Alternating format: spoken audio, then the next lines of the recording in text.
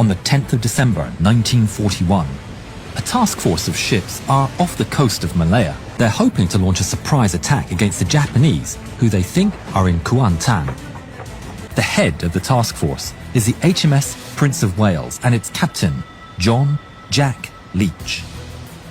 Sir, Tenedos is signaling distress. Bloody fools. We're under radio silence. This has better be good. 7825, code 6, 105 North Avenue 52. Leach speaks urgently with Admiral Phillips. Sir, Tenedos is under a Japanese bomber attack. It's the worst possible situation. Get everyone ready.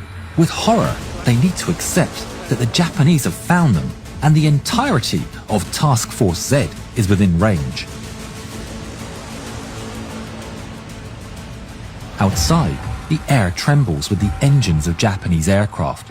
They come through the clouds and line up their target. First, they go for the aging battlecruiser, HMS Repulse.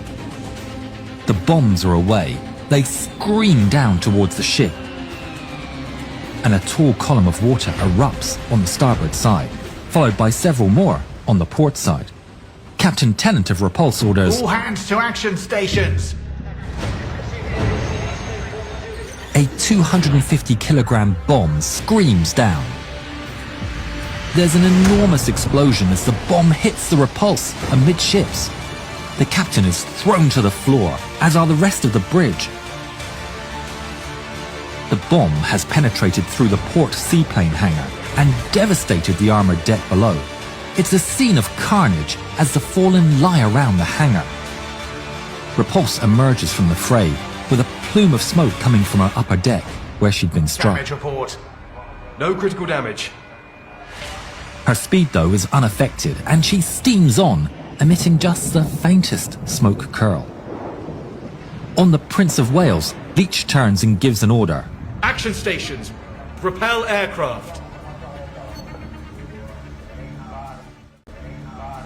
More shapes emerge from the clouds. It's 67 Japanese bombers. Two squadrons separate and approach the capital ships in a pincer formation, designed to reduce the effectiveness of the British anti-aircraft gunfire. From 8 miles away, they begin their dive. Philip's demeanour hardens as he broadcasts the order, All ships increase speed to 25 knots. All captains are granted freedom to maneuver. An officer hunches over his radio. Firm message. Over. His face drops. Sir, the aircraft to port appeared to be carrying torpedoes. There is no such aircraft around. Phillips observes the sight through binoculars and watches aghast. The Japanese aircraft continue to lose height and fly into some low cloud before peering off the Prince of Wales port bow. 9 Japanese planes start their approach. They see the British ship in the distance as they come in skimming the waves. There's a flash as one by one the British anti-aircraft guns open fire. Tracers arc up towards the black dots in the sky, and after 12 salvos, the guns switch from controlled fire at individual planes to barrage fire, hurling a curtain of bursting shells to provide a flak barrier for the hostile planes, desperately trying to force them to drop their torpedoes early. The Japanese planes keep coming. The loaders begin trembling as they push shells into the magazine feeds, hoping that something, anything, will down just one of the planes. The British anti-aircraft gunners, however, are unprepared for the sheer speed of the Japanese planes. Most of the British anti-aircraft shells burst well behind the aircraft as they bear down upon the British ships. Battered but still flying, the Japanese pilots bravely push on until their torpedoes are in range. They drop. The fish are away. On the Prince of Wales, there's horror as Captain Leach barks the order, Hard to port. attempting to slip through the tracks of the torpedoes.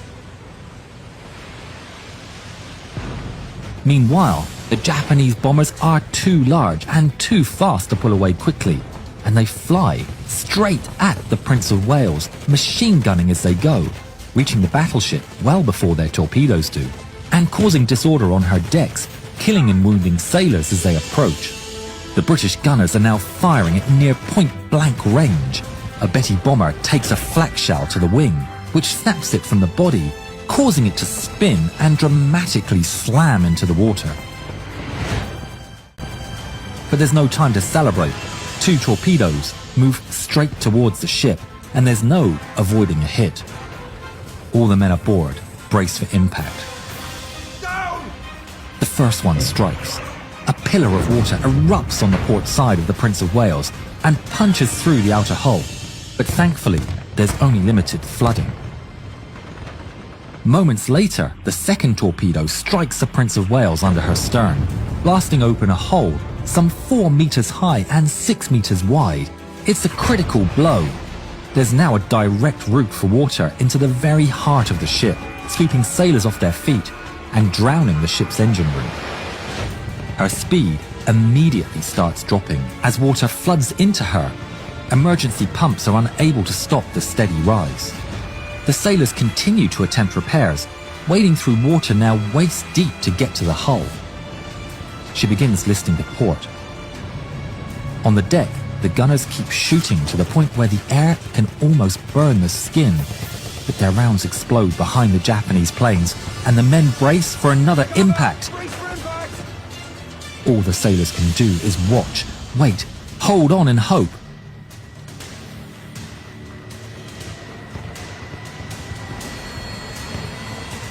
The tracks zip towards the ship and a torpedo strikes the Prince of Wales. Her electrical system at the stern suffers massive damage.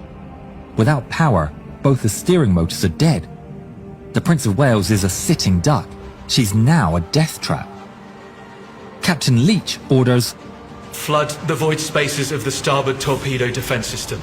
We need the ship level. he needs the ship level, or almost level, so that his men can train their anti-aircraft guns, which are currently pointing too high. But this also makes the ship more vulnerable should she receive another torpedo strike. The sailors strap on any small arms they can to the side of the ship in a last-ditch defense. By 12:19, the Prince of Wales is left with little anti-aircraft protection. The gunners pour water on their boiling barrels and the loaders scramble to and from the magazine, knowing this will be a gamble at best. A gunner looks up. Contact, due east. A huge formation of aircraft sweep down like a cloud, losing height and once again splitting into 2 attack formations. 6 Betty bombers come in low and race towards the Prince of Wales on her raised starboard side, flying under the anti-aircraft fire she could offer on that side. The sailors begin firing with anything they could raise from below, but it's to no avail. All the fire goes harmlessly above the attackers. Torpedoes drop in quick succession. The sailors watch in horror as 3 torpedo tracks come straight for them. There's a hit.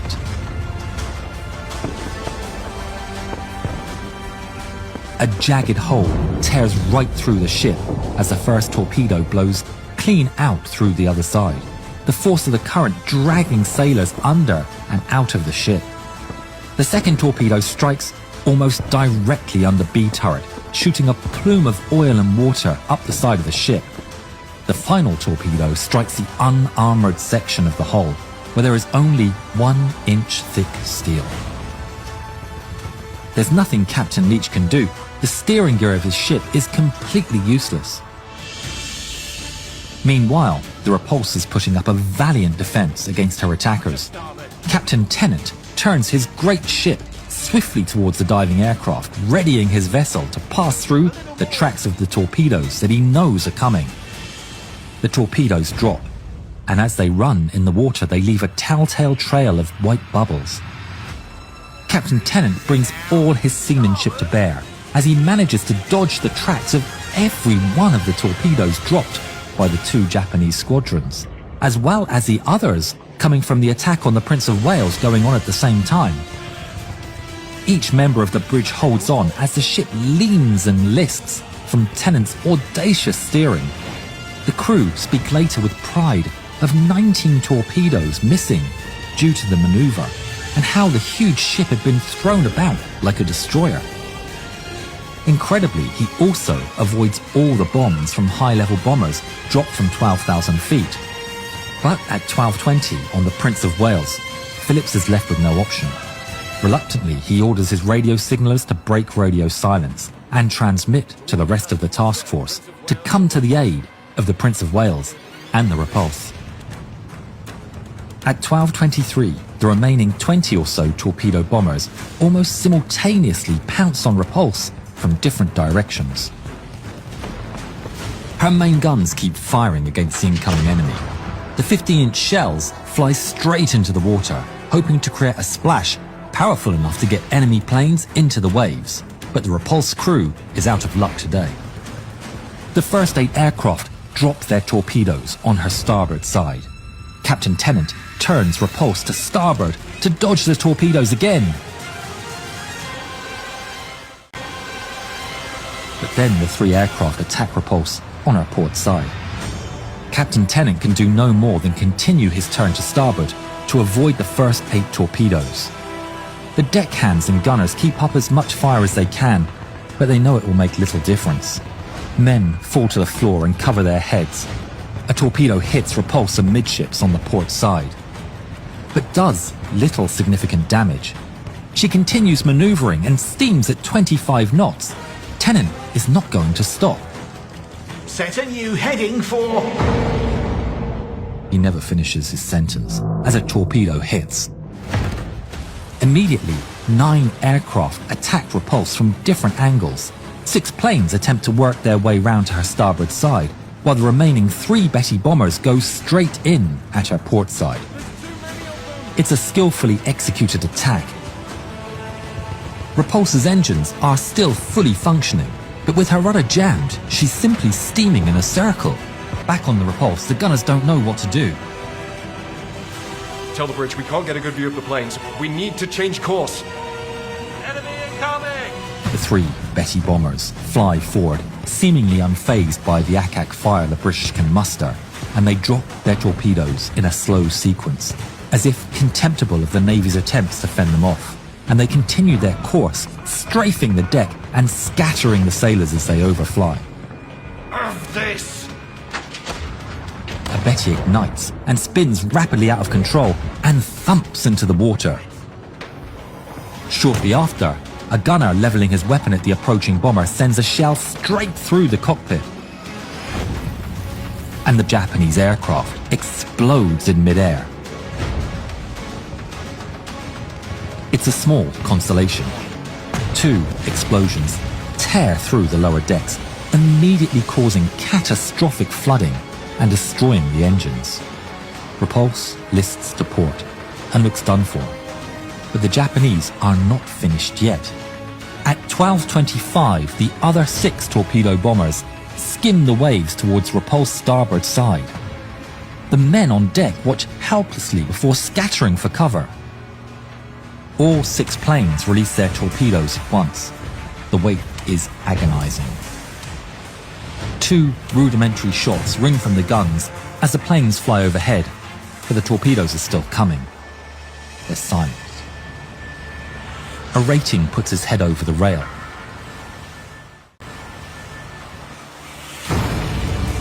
He's rocked by a pummeling explosion. Even though 5 missed, a final torpedo scored the single hit. Over the last 4 to 5 minutes, Repulse had been hit by 4, possibly 5 torpedoes. Very quickly, the list to port starts to increase, with men leaning and staggering their way through the ship. All 51 of the Japanese torpedo bombers had now completed their attacks, but only 8 of the 34 high-level bombers had done so. 2 squadrons of high-level bombers remain that had not yet attacked, and each plane carries a single, huge, 500-kilogram bomb. At 12:33 p.m., the first 9 of these bombers starts a high-altitude attack. But their bombs are released too early and fail to find their target, missing by a considerable distance. Repulse, with multiple large holes in her hull, now is quickly sinking. The other ships from Task Force Z have now come to their aid. Captain Tennant orders, All hands to the main deck. Life rafts cut loose. Abandon ship.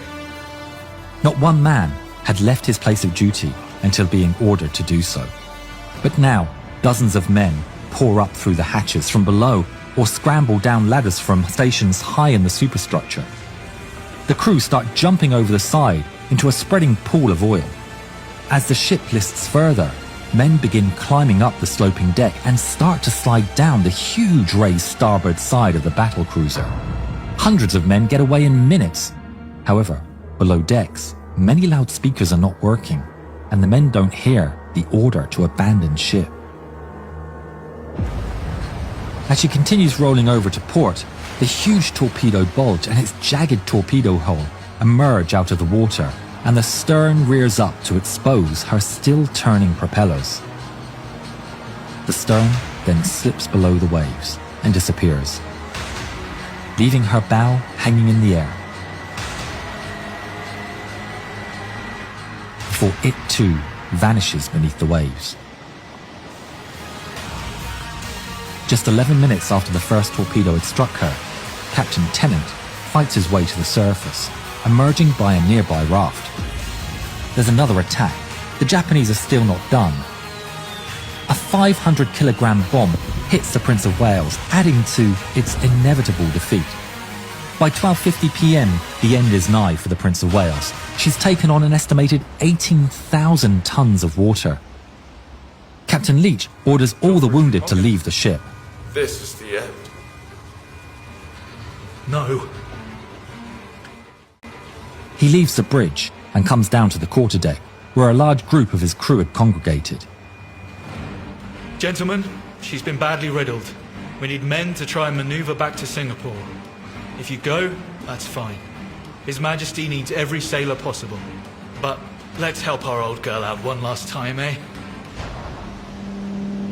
There's a slight hesitation. Surely the ship is sinking. They haven't got a hope of navigating to a friendly port. A silence follows before two men let go of the rail and salute. A petty officer and several other ratings also step forward, salute, and fall in behind Leach. Captain Leach smiles and declares an order to those present. Aside from gunners, marines and officers, those who wish to board the Express can do so. God save the King. He then climbs back up to the bridge to join Admiral Phillips. Hundreds of men started crossing over to Express on makeshift lines and gangplanks.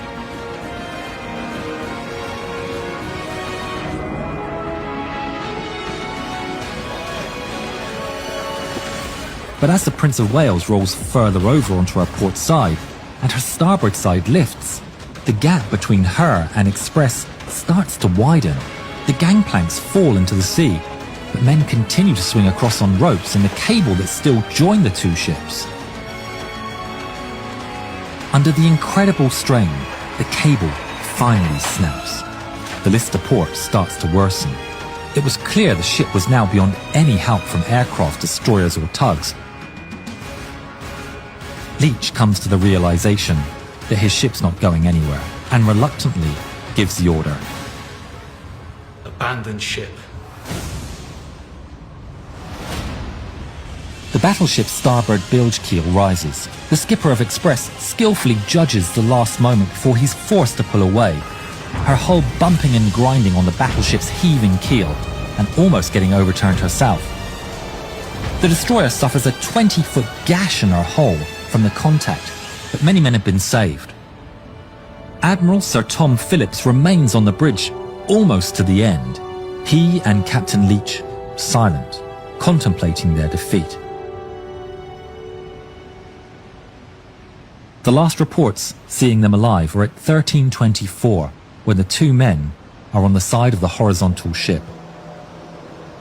Just before she rolls over and capsizes.